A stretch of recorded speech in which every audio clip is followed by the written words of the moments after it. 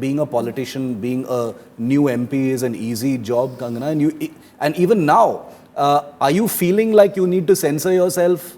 Are you feeling like there are things you can't talk about? You know, your party has just sort of distanced itself from you talking about the farmer protests, which is, you know, I have to say, this is a topic that you've spoken about repeatedly, so obviously it affects you.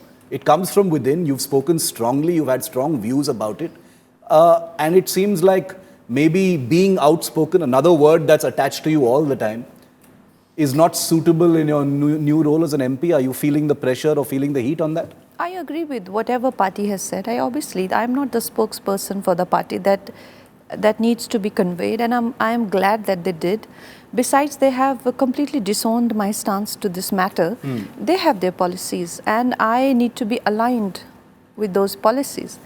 And I do trust I do trust in my party, and I do believe that there's nothing more important to me than this party, because, and it's coming from a very genuine place, you know, especially having worked on emergency and to see how they evolved from Jan Sangh to Janata Party, and how even Bharatiya Janata Party is an offshoot of that, and how many people for how many decades have just given their blood and sweat to have this party where it is. And to me, the party matters the most, because that's, of course, my bandwidth is that, and I do believe in them, and to them nation matters the most. But do you find yourself now having to think about or decide not to say something? The reason I'm saying this, Kangana, and this comes from a genuine place, which is that you've been looked at as a person who speaks her mind.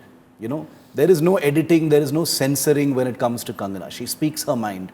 And now suddenly you can't speak about an issue that very many people, and mind you, many people even agreed with what you said about the farm protests, etc. The analogy you may have drawn may have been controversial, but there were people who actually agreed with what you said. So did someone call you and say you can't be speaking like this?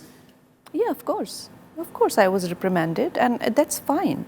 It's fine with me. I do not think that I am the final voice of the party. I mean, I have to be really crazy and stupid to believe that.